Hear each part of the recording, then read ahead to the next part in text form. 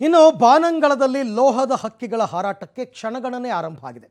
ಬೆಂಗಳೂರಿನ ಯಲಹಂಕ ವಾಯುನೆಲೆಯಲ್ಲಿ ಸೋಮವಾರದಿಂದ 5 ದಿನಗಳ ತನಕ ಈ ಎಲ್ಲ ವಿಮಾನಗಳು ತಮ್ಮ ಖದರನ್ನು ತೋರಿಸ್ತಾ ಇದೆ. ಭಾರತ ಮತ್ತು ವಿದೇಶದಿಂದ ಆಗಮಿಸಿರ್ತಕ್ಕಂಥ ಈ ಯುದ್ಧ ವಿಮಾನಗಳು ಇವತ್ತು ರಿಹರ್ಸಲ್ ಅನ್ನು ನಡೆಸಿದವೆ. ಹೇಗಿತ್ತು ಆ ರಿಹರ್ಸಲ್ ನೋಡೋಣ ಬನ್ನಿ. ವಾವ್, ಎಂಥ ಅದ್ಭುತ ದೃಶ್ಯಗಳು, ಮೈ ನವಿರೇಳಿಸುತ್ತೆ. ಫೈಟರ್ ಫ್ಲೈಟ್ಗಳ ಖದರ್ ನೋಡೋದೇ ಚಂದ. ಅದ್ ಹೇಗೆ ರೇಸ್ಗೆ ಹೊರಟವರಂತೆ ಮುನ್ನುಗ್ತಿವೆ ನೋಡಿ. ಬಾನಂಗಳದಲ್ಲಿ ಹಾರಾಡ್ತಾ ಇರೋ ಲೋಹದ ಹಕ್ಕಿಗಳನ್ನ ಟೋಪಿ ಹಾಕೊಂಡು ಕೂಲಿಂಗ್ ಗ್ಲಾಸ್ ಹಾಕೊಂಡು ನೋಡ್ತಾ ಇರೋ ಜನರು. ಇವೆಲ್ಲವೂ ಯಲಹಂಕ ವಾಯು ನೆಲೆಯಲ್ಲಿ ಸೋಮವಾರದಿಂದ ಆರಂಭವಾಗ್ತಾ ಇರೋ ಏರ್ ಶೋ ರಿಹರ್ಸಲ್ ನ ಝಲಕ್. ಬೆಂಗಳೂರಿನಲ್ಲಿ ಏರ್ ಶೋಗೆ ಕ್ಷಣಗಣನೆ. ಯಲಹಂಕ ವಾಯು ನೆಲೆಯಲ್ಲಿ ರಿಹರ್ಸಲ್. ಏರೋ ಇಂಡಿಯಾ 2023 ವೈಮಾನಿಕ ಪ್ರದರ್ಶನಕ್ಕೆ ಯಲಹಂಕದ ವಾಯು ನೆಲೆಯಲ್ಲಿ ಇವತ್ತು ಭರ್ಜರಿಯಾಗಿ ತಾಲೀಮು ನಡೆಯಿತು. ಆಗಸದಲ್ಲಿ ಲೋಹದ ಹಕ್ಕಿಗಳ ಕಲರವ ನೋಡುಗರ ಮೈ ರೋಮಾಂಚನಗೊಳಿಸಿದ್ವು. ರಫೇಲ್, ಸುಖೋಯ್, ಮಿಗ್, ಜಾಗ್ವಾರ್, ಕಿರಣ, ಹಾಕ್ ಜೆಟ್ಗಳು, ತೇಜಸ್, ಡಕೋಟಾ, ರುದ್ರ, ತ್ರಿಶೂಲ್ ಹೆಲಿಕಾಪ್ಟರ್ಗಳು ಬಾನಂಗಳದಲ್ಲಿ ಚಿತ್ತಾರ ಬಿಡಿಸಿದ್ವು. ಬೆಳಿಗ್ಗೆ 9:30ರಿಂದ 11:55 ಪೂರ್ವಾಭ್ಯಾಸ ಇತ್ತು. ಸೇನಾ ಕುಟುಂಬಗಳು, ಶಾಲಾ ಕಾಲೇಜು ವಿದ್ಯಾರ್ಥಿಗಳಿಗೆ ಉಚಿತ ಪ್ರವೇಶ ನೀಡಲಾಗಿತ್ತು. ಹಾಗಾಗಿ ಇವತ್ತೇ ಭಾರಿ ಜನಸಾಗರ ಇತ್ತು. ಏರ್ ಶೋ ನೋಡಿದ ವೀಕ್ಷಕರು ಪುಳಕಿತರಾಗಿದ್ರು. ತುಂಬಾ ಖುಷಿ ಆಯ್ತು. ಇಷ್ಟು ತನಕ ನಾವು ಬರೀ ಟಿವಿಯಲ್ಲೇ ಅಷ್ಟೇ ನೋಡಿದ್ವಿ. ಸೊ ಫಸ್ಟ್ ಟೈಮ್ ಇಲ್ಲಿ ಬಂದು ನೋಡಿದ್ದು. ಸೊ ಅದಕ್ಕೋಸ್ಕರ ತುಂಬಾ ಖುಷಿ ಆಯ್ತು. ಒಂದ್ ಕಣ್ಣಿಗೆ ಹಬ್ಬ ತರ ಅನ್ಸ್ತು. ತುಂಬಾ ಖುಷಿ ಆಯ್ತು. ಫಸ್ಟ್ ಟೈಮ್ ಈ ತರ ಎಲ್ಲ ನಾವು ಬಂದಿರೋದು, ಈ ತರ ಎಲ್ಲ ನೋಡ್ತಿರೋದು. ಮತ್ತೆ ಅವ್ರು ಮಾಡಿದ ಒಂದೊಂದು ಸ್ಟಂಟ್ಸ್ ಸಹ ತುಂಬಾ ಚೆನ್ನಾಗಿತ್ತು. ಮತ್ತೆ ನೆಕ್ಸ್ಟ್ ಯಾವ್ದು ಮಾಡ್ತಾರಂತ ತುಂಬಾ ಥ್ರಿಲ್ಲಿಂಗ್ ಆಗಿ ಕೂಡ ಇತ್ತು. ಏನು ಅಂದ್ರೆ ಈ ತರ ಎಲ್ಲೂ ನೋಡಿರ್ಲಿಲ್ಲ. ಮತ್ತೆ ನಮಗ್ ಗೊತ್ತಿದ್ದು ಹೆಲಿಕಾಪ್ಟರ್, ಏರೋಪ್ಲೇನ್ ಅಷ್ಟೇ. ಈ ತರ ಎಲ್ಲ ಇರುತ್ತೆ ಅಂತ ಡೈರೆಕ್ಟ್ ಆಗಿ ನೋಡಿದ್ದು ಇವತ್ತೇ.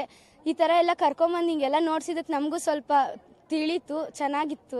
ಏರ್ಪೋರ್ಟ್ ರೋಡ್ ನಲ್ಲಿ ಫುಲ್ ಟ್ರಾಫಿಕ್ ಮಧ್ಯೆ 3 ಆಂಬ್ಯುಲೆನ್ಸ್ಗಳ ಪರದಾಟ. ಇನ್ನು ಏರ್ಪೋರ್ಟ್ ರೋಡ್ ನಲ್ಲಿ ಕಿಲೋಮೀಟರ್ ಗಟ್ಟಲೆ ಟ್ರಾಫಿಕ್ ಜಾಮ್ ಆಗಿತ್ತು. Hebbal airport road, Yelahanka, Nitte Meenakshi college ವರೆಗೂ ಟ್ರಾಫಿಕ್ ಜಾಮ್ ಆಗಿತ್ತು. 3 ಆಂಬ್ಯುಲೆನ್ಸ್ಗಳು ಪರದಾಡಿದ್ವು. ಕಾದಷ್ಟು ಕಾದು ಕೆಲ ವಾಹನ ಸವಾರರು ಒನ್ ವೇ ನಲ್ಲೇ ವಾಪಸ್ ಬರುವಂತಾಯ್ತು. ಬೆಂಗಳೂರಿನ ಯಲಹಂಕ ವಾಯುನೆಲೆಯಲ್ಲಿ ಏರ್ ಶೋಗೆ ಕ್ಷಣಗಣನೆ ಆರಂಭವಾಗ್ತಾ ಇದೆ. ಇವತ್ತು ರಿಹರ್ಸಲ್ ಇದೆ. ಸೋಮವಾರ ಅಧಿಕೃತವಾಗಿ ಚಾಲನೆ ದೊರೆಯುತ್ತೆ. ಸೊ ಇದರ ಎಫೆಕ್ಟ್ ಈಗ ಬೆಂಗಳೂರಿನ ಬಹುತೇಕ, ಅದರಲ್ಲೂ ಕೂಡ ಏರ್ಪೋರ್ಟ್ಗೆ ಕನೆಕ್ಟ್ ಮಾಡುವಂತಹ ಪ್ರಮುಖ ರಸ್ತೆಗಳಿಗೆ ಹೆಬ್ಬಾಳ ಭಾಗದಿಂದ ಆರಂಭವಾಗಿ ಯಲಹಂಕ ಏರ್ಪೋರ್ಟ್ ರೋಡ್ ಏನಿದೆ ಕಂಪ್ಲೀಟ್ ಆಗಿ ಟ್ರಾಫಿಕ್ ಜಾಮ್ ಆಗಿದೆ. ಪ್ರಧಾನಮಂತ್ರಿಗಳು ಕೂಡ ವೈಮಾನಿಕ ಪ್ರದರ್ಶನಕ್ಕೆ ಚಾಲನೆಯನ್ನು ಕೊಡೋದ್ರಿಂದ ಆವತ್ತಂತೂ ಬೆಳಗ್ಗೆ 6 ಗಂಟೆಗಳಿಂದ ಈಗಾಗಲೇ ಸಂಚಾರಕ್ಕೆ ಈ ಒಂದು ರಸ್ತೆಯಲ್ಲಿ ಸಂಪೂರ್ಣವಾಗಿ ನಿರ್ಬಂಧ ಇದೆ. ಸೊ ಜನರಿಗೆ ಎಸ್ಪೆಷಲಿ ಇನ್ನೊಂದು ಭಾಗದಲ್ಲಿ ಹೆವಿ ವೆಹಿಕಲ್ಗಳಿಗೂ ಕೂಡ ಓಡಾಟಕ್ಕೆ ಈಗಾಗಲೇ ನಿರ್ಬಂಧವನ್ನು ಹೇರಲಾಗಿದೆ. ಸೊ ಈ ರಸ್ತೆಯಲ್ಲಿ ಏರ್ಪೋರ್ಟ್ ಮಾರ್ಗದಲ್ಲಿ ಟ್ರಾಫಿಕ್ ಜಾಮ್ ಸಂಭವಿಸುವಂತಹ ಎಲ್ಲ ಸಾಧ್ಯತೆಗಳು ಕೂಡ ಇದೆ. ಇನ್ನು ಕಳೆದ 2 ಬಾರಿ ಕೊರೋನಾ ಹಿನ್ನೆಲೆ 3 ದಿನ ಮಾತ್ರ ಏರ್ ಶೋವನ್ನ ನಡೆಸಲಾಯಿತು.